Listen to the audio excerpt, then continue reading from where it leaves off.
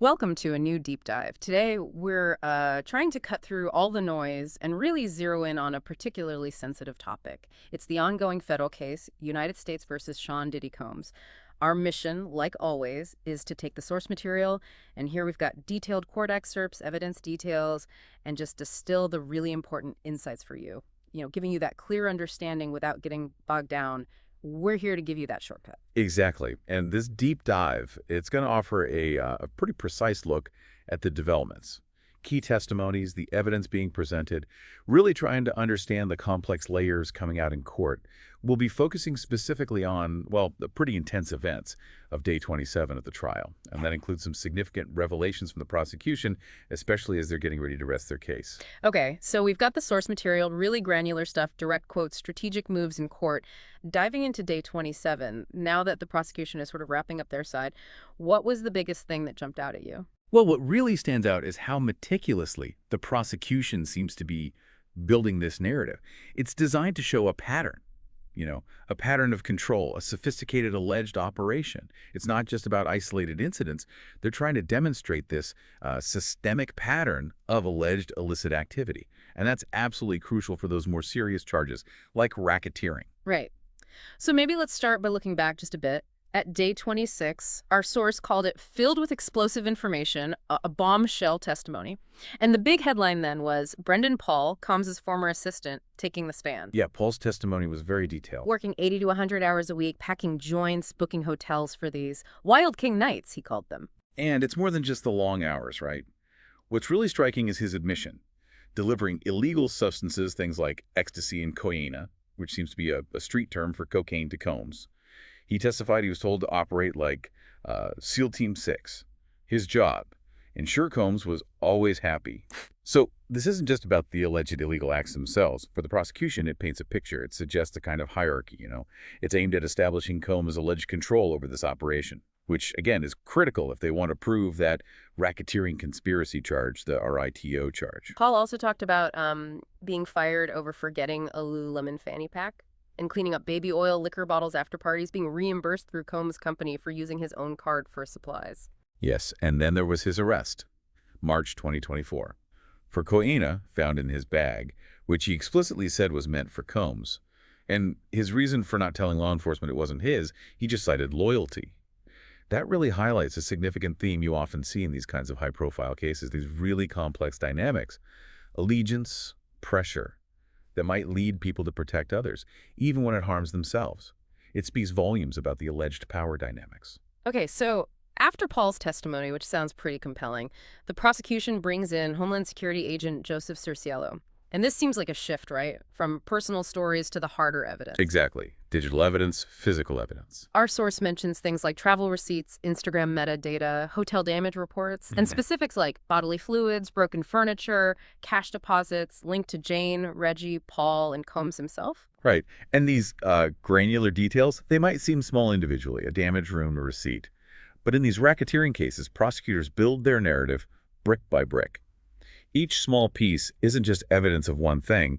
It's presented as a thread in a larger pattern, a pattern of alleged criminal enterprise. They're trying to show something systemic, not just isolated incidents. It's about showing a consistent MO, a modus operandi. So moving into day 27 itself, the court's clearly gearing up for the end of the prosecution's case. Closing arguments seem close. The judge actually ordered the government to finalize a laptop for the jury. And only officially admitted evidence can be on it. Physical stuff like illegal substances or pew-pew, as the source puts it. Which likely means firearms. Right. That stays in the courtroom, but the jury can ask to see it. And this very meticulous approach, it just underscores how serious these charges are. The court's making sure the jury has this controlled, verifiable environment for when they deliberate. Super important for a fair process. The government's expected to wrap up, maybe even today. Defense could rest by Wednesday. We could be looking at jury instructions, closing arguments as soon as Thursday. We're really in the final act here. And our source gave us a look at a blank jury verdict sheet. Not the verdict, obviously, but what the jury will have to decide. Count one is that racketeering conspiracy. the ICO charge. And if they find him guilty on that, the jury then has to decide which specific acts were involved. Things like kidnapping, arson, bribery, witness tampering, forced labor, SA trafficking, transportation for prostitution, inducing travel for prostitution, illegal substance trafficking. It's a long list. It really shows the layers, doesn't it? Yeah. And specifically for SA trafficking, sexual assault trafficking. The jury has to decide if it involved Cassandra Ventura, Cassie, or Jane, the anonymous accuser. Then counts 2 to 5 are individual federal crimes, SA trafficking again, and transportation with intent to commit prostitution. And those were broken down separately for Cassie and Jane. So the jury looks at each specific charge one by one. It's a key part of these complex trials. You need distinct evidence for each count. Okay, so back to Agent Cerciolo's testimony on day 27. It continued with sealed exhibits, which means the public, the press, we couldn't see them. Included details about flights, like one from Vegas to Venoise with Paul listed as the author, messages between Combs, Christina Coram, someone named Anika, and 5 audio messages from Combs himself. And then we learned the jury watched at least 13 clips of sexually explicit videos. Mm-hmm. Over 12 minutes of footage recorded between late 2021 and October 2022. Jane was apparently seen in these videos along with someone named Carol, Combs, and other men. Cerciolo confirmed there are about 50 such videos just from December 2021 alone.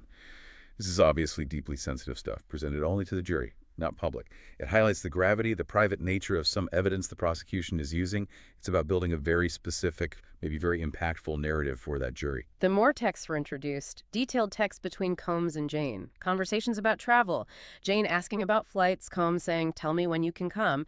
But Jane expressing reluctance, too. Texts like, "I'm not coming to New York. I feel disrespected. You just want me for a hotel binge. And I don't want to be used and locked up in a room to fulfill your fantasies. Also, I don't want to feel obligated to perform these nights for you in fear of losing the roof over my head," Combs' responses. Reportedly things like, "Girls, stop," and "That was podcast talk." Yeah, that exchange, at least as the prosecution presented it, it offers a pretty stark window into the alleged dynamic. Jane's words, expressing fear of being locked up, used, losing her housing. It raises really significant questions about power imbalances, about consent, all within this context of alleged illicit activities. It's a critical piece of the prosecution's argument that Jane was allegedly operating under duress, under pressure. The jury also saw messages about an entertainer from an escort service, Cowboys for Angels, coordinating arrival at a hotel.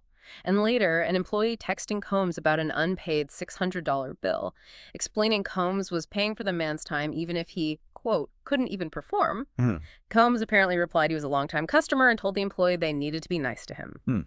Other messages showed Combs asking for more baby oil, 20 bottles in this motherfucker, asking for 5 more bottles of each, presumably illegal substances, Apple TV, ladles, vegetable soup, even $5,000 cash from security. These very granular interactions, they're presented as part of that larger alleged pattern of behavior. They're designed to paint a very specific picture of the environment the prosecution wants the jury to see. One of, excess, alleged control, and the facilitation of various alleged activities. The level of detail, from soup and ladles to cash and substances, it all adds up. It contributes to the prosecution's attempt to show something pervasive, not just isolated events. Okay, so then the defense gets its turn. Cross-examination of Agent Cerciolo begins with attorney Tiny Gergo. And her strategy right away seems to be about highlighting what wasn't in the prosecution's charts. Exactly, a classic defense strategy. Try to poke holes in the prosecution's narrative, show omissions, or maybe a narrow focus in how the evidence was presented. Gergo asked if Cerciolo saw QuickBooks expenses or records from Jessica Ruiz's account. The suggestion being the prosecution's charts might be incomplete, maybe even biased. It's about planting doubt, suggesting the jury isn't seeing the story. The defense also pointed out that many incidents in those charts happened before April 2023, which is apparently when Combs started paying rent for Jane's new home. The implication seems to be maybe a different context for later interactions, a different dynamic. That's a really crucial strategic move by the defense. By setting up that timeline, they're trying to reframe the narrative, suggesting certain alleged activities might have happened under different circumstances, maybe a different phase of their relationship. It directly challenges the prosecution's idea of a continuous pattern. It asks the jury to consider if or how the relationship evolved. What I found really compelling watching this defense strategy unfold was how quickly they pivoted. They brought up texts that the prosecution hadn't included. Gergo presented text showing Jane writing things like, "I'm horny for you," and "put it in deep in me," or "having wine miss you." And the defense also made a point about emojis being left out of the prosecution's presentation, which, can totally change the tone of a text. Absolutely, including messages like that and pointing out the missing emojis. It profoundly challenges the prosecution's interpretation. For instance, messages between Jane and this person, Carol, or Sly. Jane writing, "I'm so horny, I need you. I'm touching myself." The defense bringing this up aims to broaden the jury's understanding, give them a fuller picture. It suggests a potentially more complex, maybe more consensual interplay than what the prosecution initially showed. It definitely makes the jury's job figuring out the true nature of that relationship much, much harder. The cross-examination also touched on Jane asking Sly to come to Miami, asking about travel, and weirdly, a comment about needing a PCR test, followed by "don't worry about the PCR test." Yeah, it suggests the defense is really working to present this alternative narrative, including details the prosecution didn't focus on. Maybe hinting at a more complex relationship, or maybe just bringing in unrelated things to muddy the waters. It really makes you wonder how the jury is going to weigh all these seemingly contradictory pieces. Which story will they accept? So, okay, what does this all mean? We're hurtling towards the end. We've seen incredibly detailed, often, frankly, disturbing evidence. Financial details, travel laws, deeply personal texts, alleged exploitative texts, video content. And the defense, in turn, has been methodically trying to introduce alternative contexts, poke holes, highlight those omissions. Yeah, this deep dive really shows the immense complexity the jury is facing. They have to balance specific testimonies, digital trails, against the defense's counter-narrative. The sheer volume of stuff, from requests for baby oil and cash to these alleged underlying relationship dynamics. It paints a vivid and sometimes, unsettling picture for the court. Ultimately, this case isn't just about the individuals directly involved. It touches on these broader implications: power, accountability, the systems that might enable or challenge alleged illicit activities. It raises some really profound questions about how alleged relationships can operate within the context of, well, fame and immense wealth. So here's a final provocative thought for you to maybe chew on until next time. Given how detailed the evidence is and how conflicting the interpretations are from both sides, how might our understanding of these really complex cases change, especially if more of these intricate, currently sealed details eventually come into the light, even if it's in a redacted form, something to mull over until our next deep dive?